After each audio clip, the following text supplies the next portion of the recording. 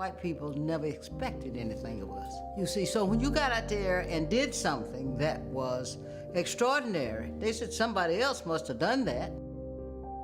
While telling that story and documenting what these particular military units, that in most cases were all military, were all black, and most times they had a white commander, but those soldiers still performed at the same level as their white counterparts in terms of defending and providing for the democracy of this country. Wow. Yeah, that just taught me a lot. A bit right there of 6888 film, a documentary about the only all-black female battalion to serve in Europe during World War II. So today, the Foundation of Women Warriors hosting a screening of this very important film in honor of Black History Month. And joining us live, we have the Director of Community Partnerships, Keisha Javis-Jones. Thank you, Keisha, for joining us. Thank you so much for having me. Of course. So this is so important, that film. For me, I didn't realize that the battalion even existed.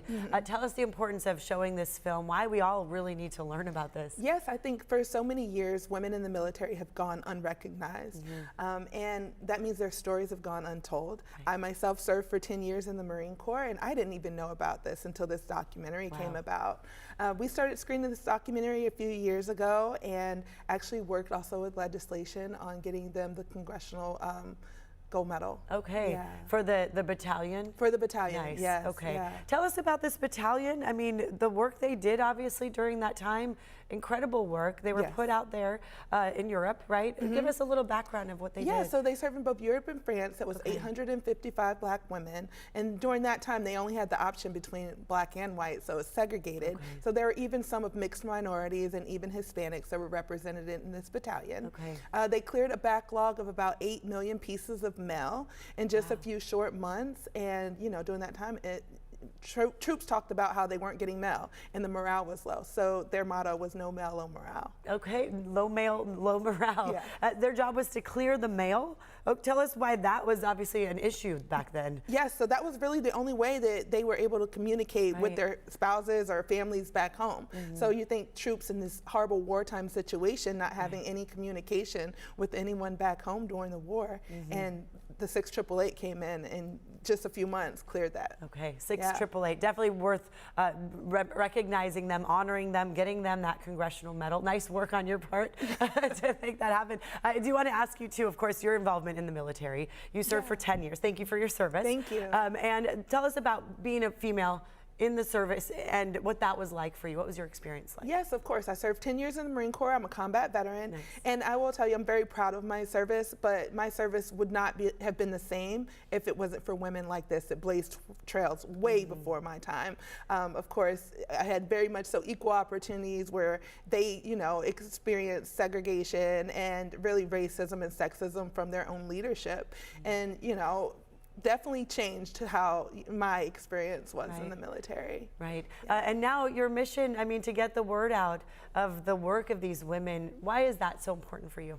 Yes, so it's very important to both myself and the foundation, really because we're all about empowering women veterans. And so how do you do that without not bringing recognition to those that have gone unrecognized? Never having a medal, never stories being told.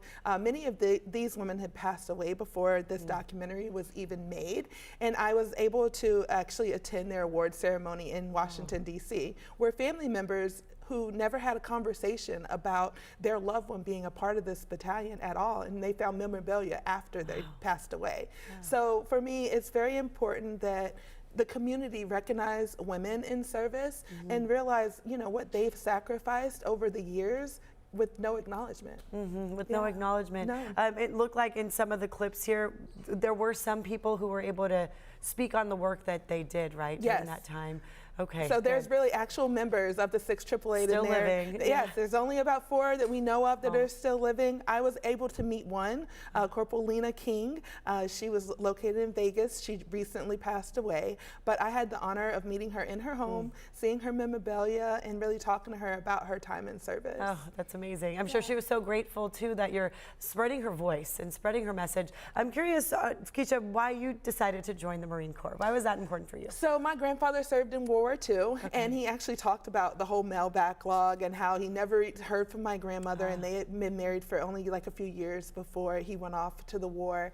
And for me, him telling me these stories, I was really empowered to do more for my country, and he always told me not to because of the very The risk, reason, right? Yeah, and he talked about what women were allowed to do and how they were treated, and you know, I understand that was his experience, but I also wanted to honor him when he passed away, and that was really one of the reasons why I joined the Marine Corps. And your experience was different than what he went through, right, years ago. Yes. It's changed along the way. It has changed along the way. I had a wonderful career. I have a number of awards for things I accomplished while I was in the service. Very proud of my service to my country. Wonderful. That's great to hear.